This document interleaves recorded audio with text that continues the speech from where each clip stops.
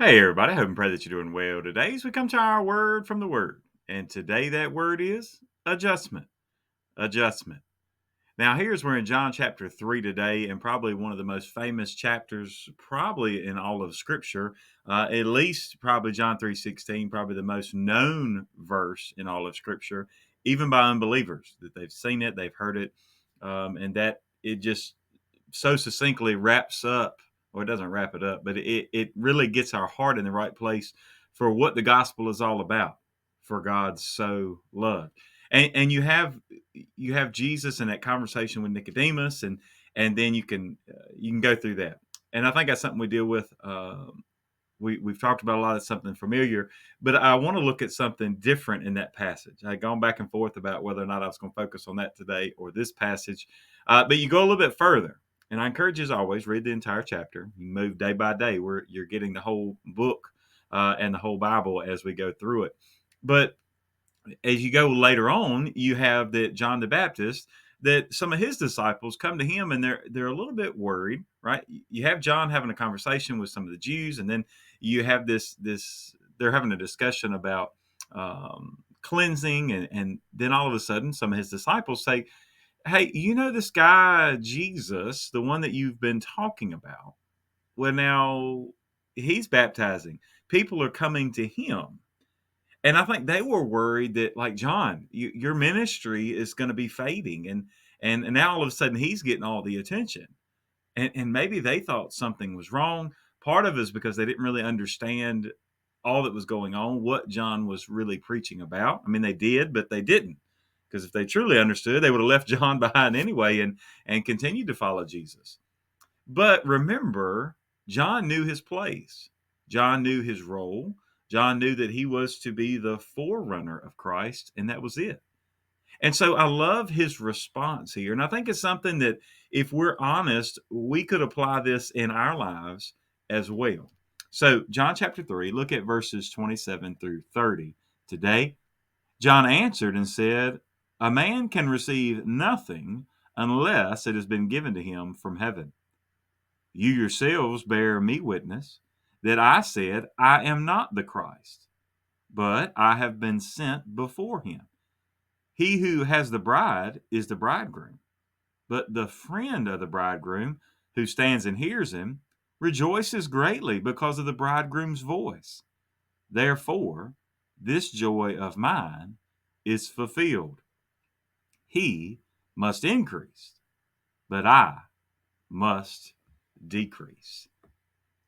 You've probably heard me, if you've joined us on Sunday mornings at all, you hear me pray this before I preach, and it's that I would decrease and he would increase, right? And our, even like that picture that I put up to begin with, right? The cross is greater than I, and we need to realize that everything about God, everything about the gospel, everything about the word is more important than us.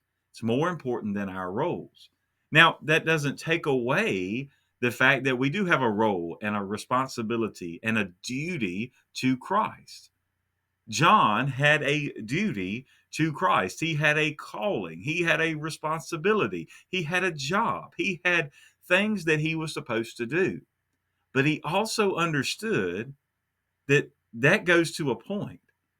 But at some point, we know that God has to take over. God is the one that gives the increase, Paul later says. Right? It says, I could have planted the seed, Apollos watered, but God gives the increase. See, I think in our day to day, whether you're in the ministry or not, we're all called to be preachers and proclaimers of the gospel. So there has to be a time where we realize that, look, I'm giving the message. I'm doing all that I can do. Now God will increase. Let me fade away. Let my opinions fade away. Let my preferences fade away. Let everything about me decrease so that he will increase. That's the adjustment that we need to make. You think about it, that's an adjustment in our attitude. It's adjustment in our roles. Think about, even to that point, in the way that even our society would look at it today. Look at how popular John was with some.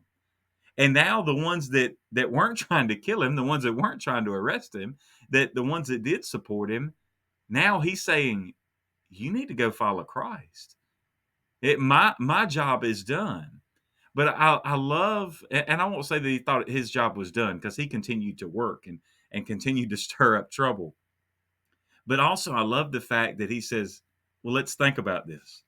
The one who has the groom, the one, excuse me, the one who has the bride is the groom. So Jesus is the groom. We, the church, are the bride of Christ. Now look at what John is saying already alluding to the church that was coming. Did he know it? Or was it inspired by God? You just think about that. Yeah, you can look at that on your own time. But think about that. He says, here I am just beside the groom. I'm just like one of the I'm like the maybe the best man, or even just one of the guys that's standing up there. I'm excited just to hear that he's here.